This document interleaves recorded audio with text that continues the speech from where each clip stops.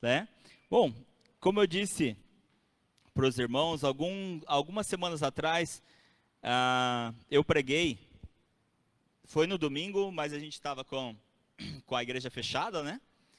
E eu preguei sobre refúgio em meio ao isolamento, lembram?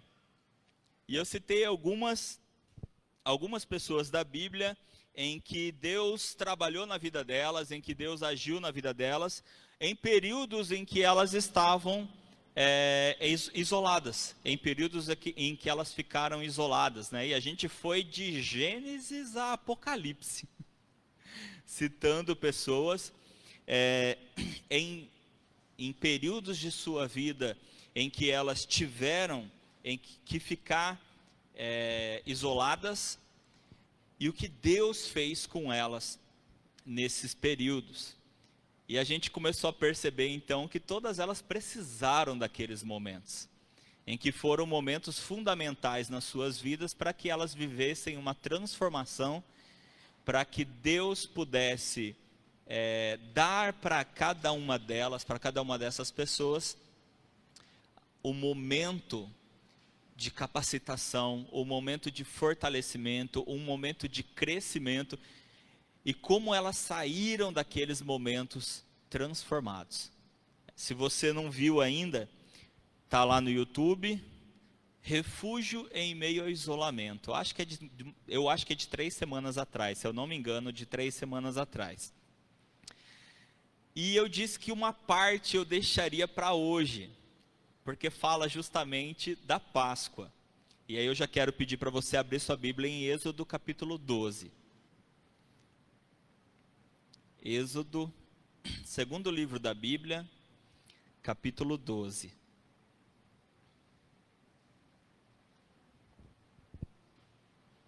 Eu vou ler os versículos 22 e 23 só. Qualquer coisa eu explico um pouquinho o contexto. Mas nosso tempo hoje é um pouquinho mais curto, em obediência ao decreto, mas não vai deixar de ser bênção, já está sendo bênção, amém? Amém. Êxodo capítulo 12, versículos 22 e 23 diz assim: Peguem ramos de isopo, molhem no sangue que estiver na bacia e marquem a viga superior da porta e as ombreiras com o sangue que estiver na bacia. E que nenhum de vocês saia da porta da sua casa até pela manhã, porque o Senhor passará para matar os egípcios. Quando, porém, enxergar o sangue na viga superior da porta e em ambas as ombreiras, o Senhor passará por cima da porta e não permitirá que o destruidor entre na casa de vocês para matá-los. Amém? Amém. Agora eu vou fazer uma coisa que a gente sempre deve fazer quando a gente lê a Bíblia, tá? Fecha os seus olhos. Senhor Deus e Pai, nós lemos a Tua palavra, Senhor Deus, e pedimos ao Teu Santo Espírito que nos dê a revelação da Tua palavra, que ministre os nossos corações, e assim possamos ser guiados por Ti, Pai, em nome de Jesus. Amém. Amém. Eu lembrei disso porque saiu uma profecia esses dias atrás, quem viu? Foi pouca gente assim que viu? Uma profecia que dia 30 quem estivesse na rua ia morrer? Quem viu? Quem ficou dentro de casa dia 30? Isso que eu falei, a gente precisa ler e a gente precisa orar para não ser enganado por nós mesmos, né? Para nós não sermos enganados por nós mesmos, mas aprendermos com a palavra que traz vida. Amém? Amém. A palavra do Senhor, ela sempre nos traz. Ela nos dá alertas, sim, mas ela sempre nos traz uma mensagem, uma palavra de esperança. A palavra do Senhor sempre nos traz uma palavra de esperança.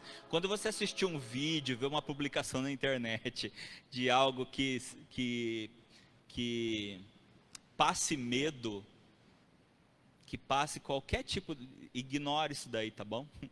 Ignore isso daí, porque não vem de Deus. A palavra do Senhor é sempre de esperança, mesmo que seja um alerta, mas é trazendo esperança. Amém? Amém. E aqui também era, apesar de parecer meio tenebroso, né? Porque, vamos pegar o contexto aqui. Deus está anunciando a última praga, a 10ª praga no Egito. E anunciando a 10ª praga, ele deu algumas orientações para o seu povo. Algumas orientações extras, vamos dizer assim. Porque essa praga ela era especial. Ela era muito especial. Não sei se vocês sabem, mas todas as pragas do Egito, elas têm significado. Elas não eram uma coisa assim aleatória, assim como nada que Deus faz é aleatório. Tudo tem um propósito e incrivelmente Deus tem um significado profundo para todas as coisas que Ele faz. Uma coisa que eu sempre digo e vou voltar a repetir, eu quero que vocês creiam nisso. Se está na Bíblia, pode ter certeza, tem alguma coisa, tem um significado, tem um propósito profundo nisso, porque Deus não fez e não faz nada por acaso. Cada uma das 10 pragas, ela batia de frente com a idolatria egípcia. Cada uma das pragas, cada uma das 10 pragas enviadas por Deus no Egito, ela confrontava um ou mais deuses egípcios. Desde a água se transformando em sangue, que foi a primeira praga, todas as outras até a última praga, todas elas ele confrontava. Por quê? Porque, vamos pensar uma coisa, primeiro, nós estamos lidando com um povo com uma cultura muito forte, que é o egípcio, certo? Um povo com uma cultura muito forte e uma idolatria muito forte, muito grande. Onde eles tinham deuses para tudo, cada deus tinha um poder, um significado, uma força para eles. Se acontecia alguma coisa, eles recorriam a um deus. E assim por diante. Então Deus ele estava mostrando o seu poder para os egípcios, para os egípcios, mas não somente para os egípcios, para o seu povo, para o seu próprio povo. Ele estava mostrando sua força e o seu poder. Por quê? A gente precisa lembrar que o povo de Deus já estava há mais de 400 anos vivendo no Egito. E imagina o que acontece com um povo vivendo imerso numa cultura estrangeira. O que acontece? Ele imerge na cultura que ele está, não é? Ele acaba imergindo na cultura que ele está. Ou seja, muitos dos hebreus já acreditavam nos deuses egípcios, já viviam a cultura egípcia como se fosse normal. Poderiam até continuar crendo no Deus único e verdadeiro, mas agregavam as outras coisas. Mas o que tem de mais, né? Confiar um pouquinho nisso daqui, confiar um pouquinho naquele ali. Talvez você esteja pensando assim, mas pastor, que coisa absurda eles fazerem isso. Bom, eu te digo que hoje o pessoal continua fazendo isso. Eu conheço muitos crentes, conheço muitos cristãos que são supersticiosos, que acreditam em superstições. Eu conheço cristãos que lêem horóscopo. E eu poderia citar mais um monte de coisas.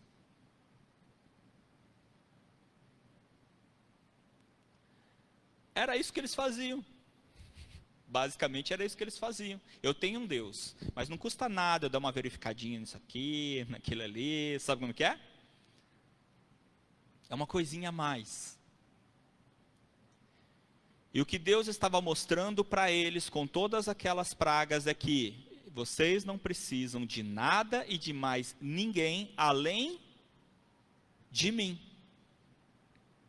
Vocês não precisam de nada e de mais ninguém além de mim.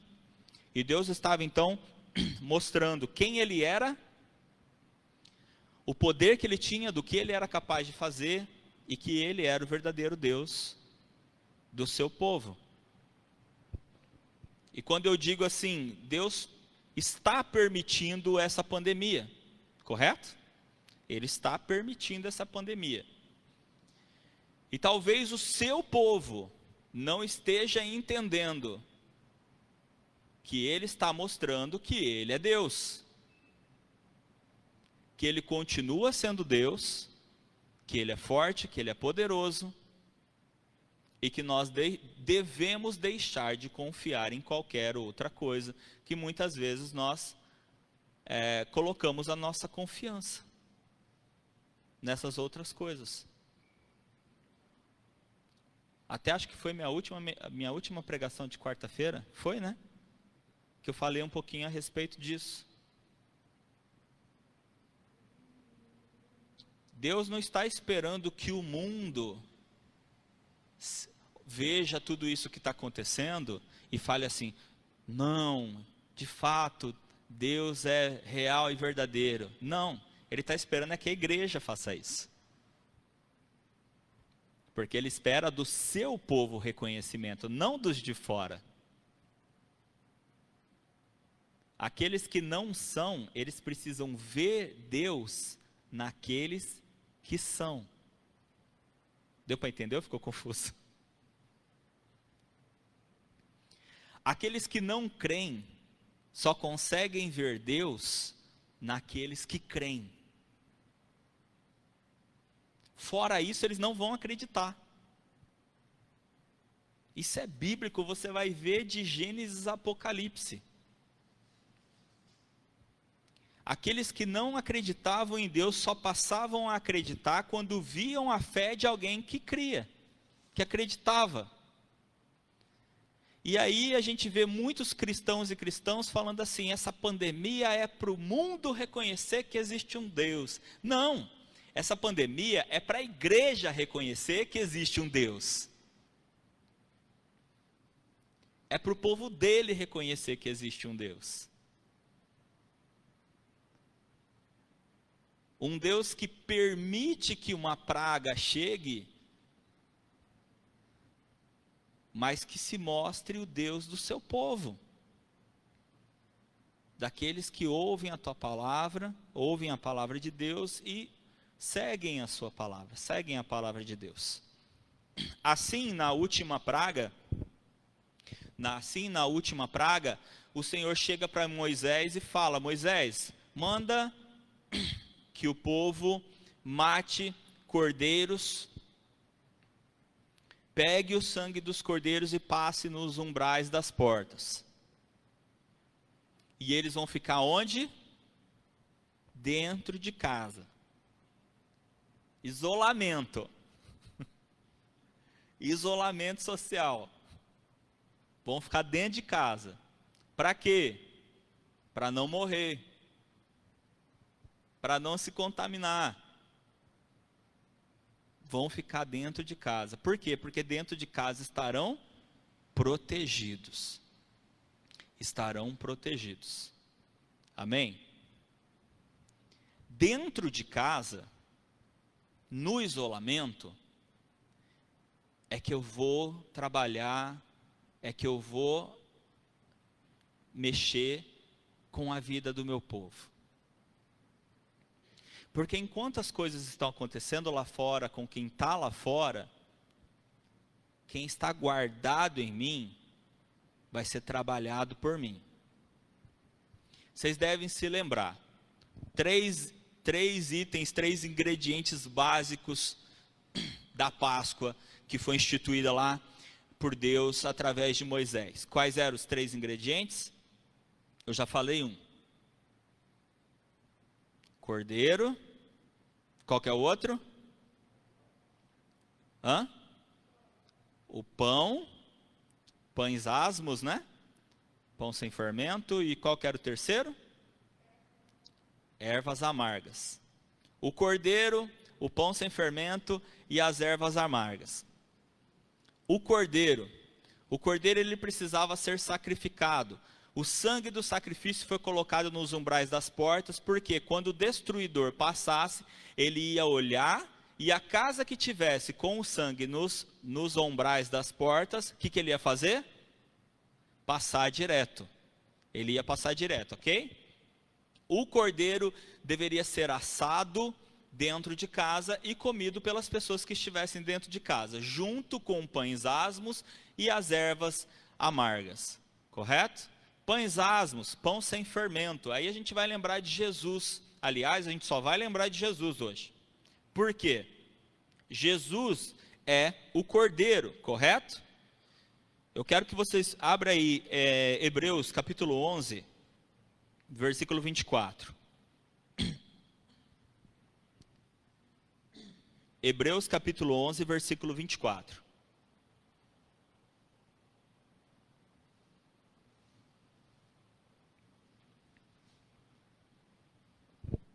Diz assim: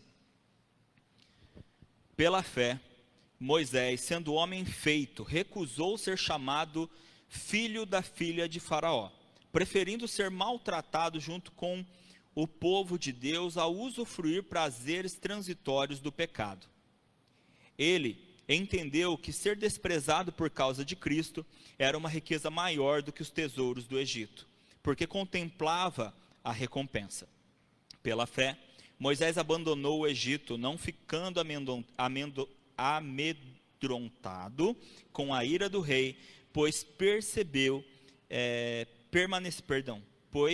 permaneceu firme como quem vê aquele que é invisível. Pela fé, celebrou a Páscoa e o derramamento do sangue, para que o exterminador não tocasse nos primogênitos dos israelitas. Amém? Amém. Então aqui o autor de Hebreu, ele confirma a fé de Moisés. Primeiro, abrindo mão dos prazeres. Lembra que eu falei? Deus começa a tratar o povo, ele começa a tratar o povo para que veja que as coisas do Egito, e aqui a gente sabe, quando a gente fala de Egito hoje, nos nossos dias, nós estamos falando do mundo, correto? Para que o povo veja que as coisas, os prazeres do mundo, eles são transitórios. Então nós precisamos estar focados no quê? Na recompensa que é eterna. Amém? E aqui eu acho incrível o que o autor de Hebreus fala de Moisés, porque ele disse assim, no versículo 26, ele entendeu que ser desprezado por causa de quem? De Cristo. Ele entendeu que ser desprezado por causa de Cristo era uma riqueza maior do que os tesouros do Egito, porque contemplava a recompensa. Moisés conheceu Cristo? Não. Moisés viveu séculos antes de Cristo. Ele viveu séculos antes de Cristo. Mas ele já tinha entendido,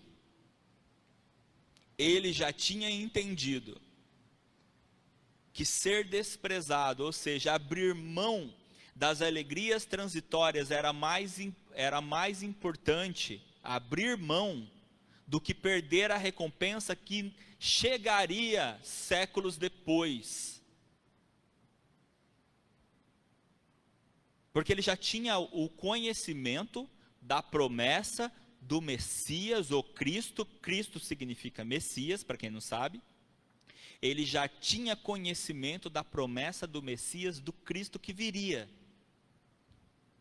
Ele falou, eu prefiro abrir mão do meu título, porque Moisés era nobre dentro do templo, eu prefiro abrir mão do meu título, eu prefiro abrir mão das riquezas, eu prefiro abrir mão dos privilégios, do que perder a recompensa.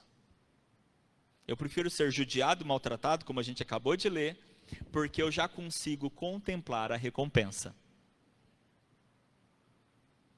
Eu já consigo contemplar a recompensa. Deus estava mandando uma praga sobre o Egito. Uma praga que mataria quem?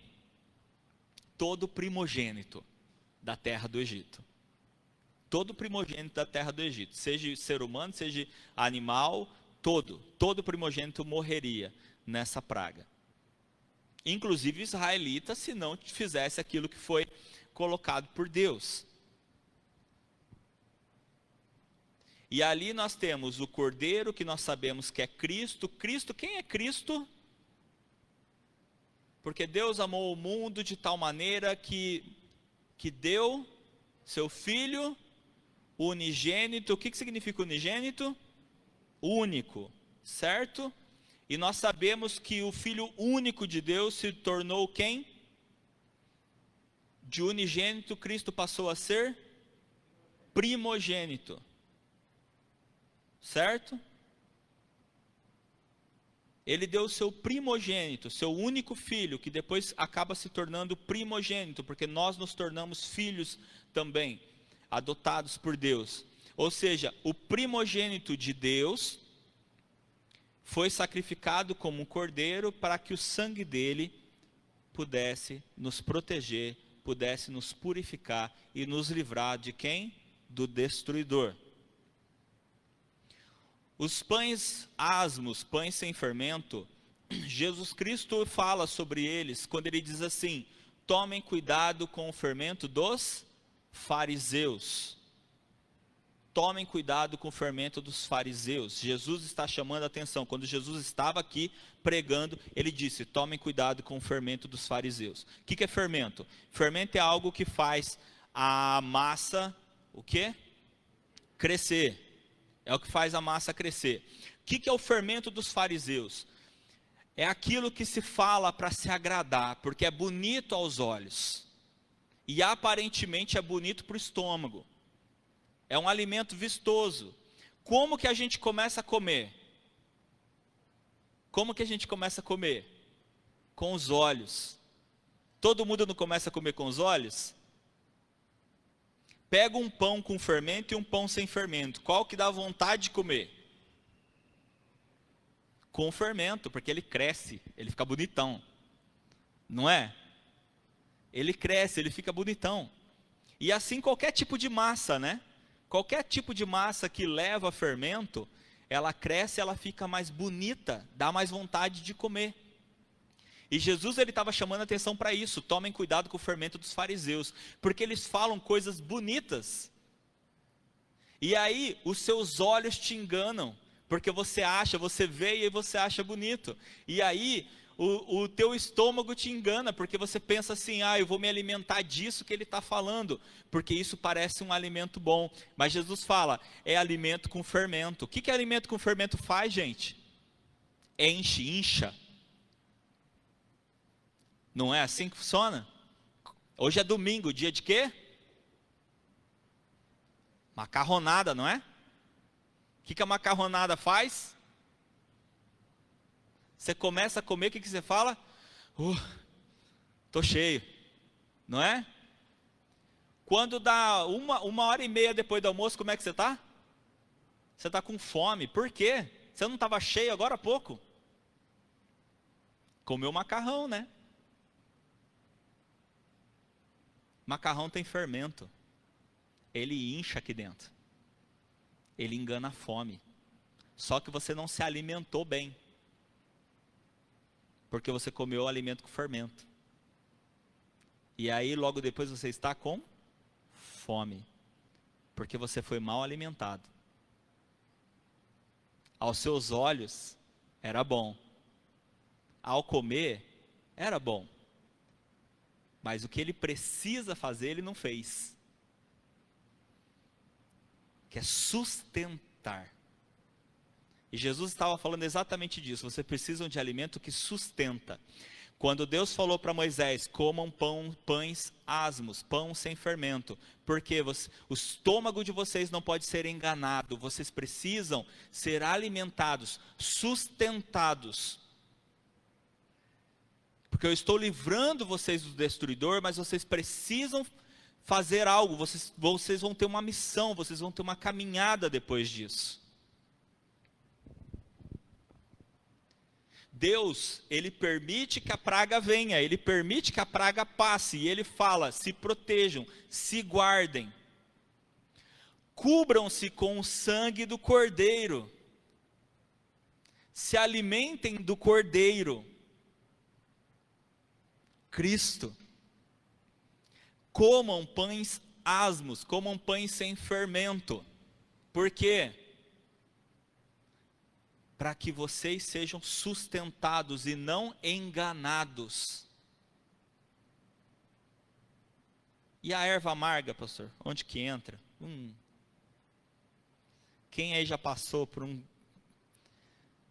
momento difícil do ano passado para esse? Uma situação amarga. Uma dificuldade. É difícil, não é? É ruim de digerir, não é? Não é bem ruim de digerir? Mas o que acontece depois que passa o amargo? Ele te fortalece. Te fortalece. Chá de boldo é gostoso? Mas faz bem, não faz? Mas ninguém quer tomar, né? É horrível. É amargo. Mas faz bem. Faz bem para o estômago. Ele faz bem. Todo chá amargo, ele fortalece o estômago, sabia? Todo chá amargo fortalece o estômago. E um estômago fortalecido e bem alimentado torna uma pessoa capacitada para andar, para caminhar. Além do que, aquele amargo ele nos lembra do que nós passamos para que a gente continue caminhando direito, para que a gente continue andando bem. Não é? Já tomou remédio amargo? E aí, vamos supor, você precisava tomar esse remédio amargo por causa de alguma coisa que você fazia. Por exemplo, estômago mesmo, né? Aí o que você começa a fazer? Você começa a evitar passar mal para não ter que tomar o remédio amargo, não é? Entendeu isso na nossa vida espiritual? A gente começa a não se alimentar de coisas que nos fazem mal para não ter que tomar o remédio amargo. Não é assim? O amargo é para nos lembrar, para fazer a gente se endireitar. Fazer não caminhar mais daquela mesma forma. Mas entendendo que quando conseguimos passar por ele, isso nos fortalece. É claro quando a gente aprende com isso, né? Isso nos fortalece. Cristo mesmo passou por várias situações amargas. Por várias dificuldades.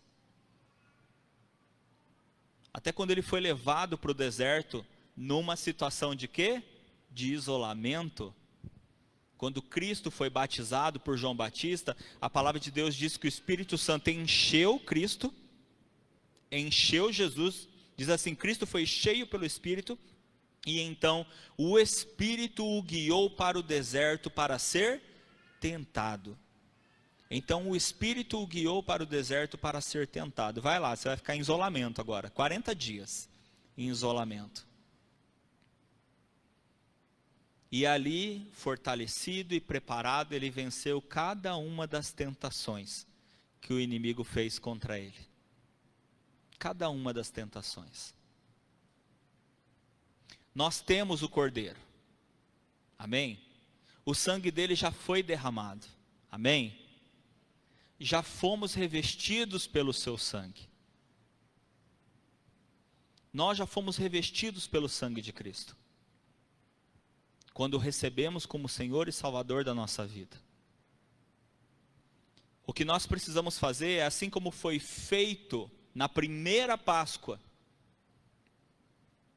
quando foi instituída por Deus para Moisés e para o povo, passando o sangue nos ombrais. Os ombrais eles eram feitos de madeira, porque sustentavam, assim como é feito até hoje, né? A batente da porta é de madeira, não é? A maioria, pelo menos, é de madeira. Os ombrais das portas também eram de madeira. E assim também, no madeiro, o sangue foi derramado. O sangue foi revestido nos ombrais do madeiro, da cruz, aonde o cordeiro foi sacrificado, para mostrar que cada um de nós estávamos sendo protegidos pelo sangue do cordeiro que foi sacrificado por mim e por você. A primeira Páscoa até a última Páscoa. A primeira Páscoa. cristã, vamos dizer assim. A primeira Páscoa cristã, onde Cristo foi morto no madeiro, nos umbrais da cruz, o sangue dele foi derramado, demonstrando a salvação que nós estávamos prestes a receber. Aquela mesmo que Moisés, pela fé, já acreditava, como o autor de Hebreus nos coloca. Pela fé, Moisés celebrou a Páscoa, porque ele já acreditava na promessa de Cristo. Por Cristo, ele fez isso.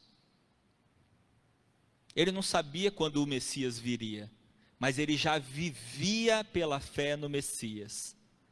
Nós sabemos que Cristo já veio há 2000 anos atrás, amém? Estamos esperando a volta dele, não estamos? Mas nós já vivemos pela fé no Cristo que morreu pela vida de cada um de nós e que está para voltar. E já está chegando. Já está chegando. Quem não está percebendo ainda, você precisa acompanhar a escola dominical. Porque está chegando. Ele está voltando. Jesus está voltando. Ele já avisou. Ele já disse que os sinais estariam aí para que a gente pudesse observar e ver. Os sinais estão acontecendo. Mas a verdade é uma, irmãos. A gente pode dizer, pastor, que é agora? Não, a gente não pode dizer, a gente não pode ter certeza. Mas vocês já pararam para pensar que Cristo já voltou para muita gente? E para quantas pessoas Cristo já voltou no ano passado e nesse? E tem voltado todo dia para muita gente. E quantas pessoas não estão ouvindo?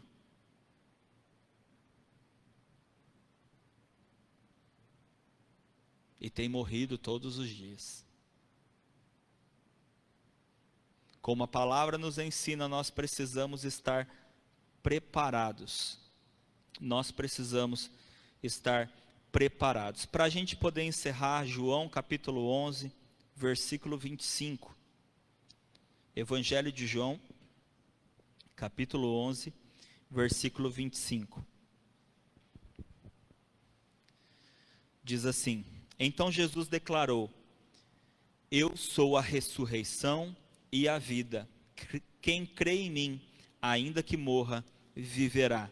E todo aquele que vive e crê em mim, não morrerá eternamente. Você crê nisso? Interessante que ele termina esse versículo com essa pergunta, né? Então Jesus declarou: Eu sou a ressurreição e a vida. Quem crê em mim, ainda que morra, viverá. E todo aquele que vive e crê em mim, não morrerá eternamente. Você crê nisso? Marta respondeu: Sim, Senhor. E você? Você também crê? Como nós lemos no início do culto, no texto de Romanos, Cristo morreu uma única vez pelos pecados, para nunca mais morrer, porque ele venceu a morte.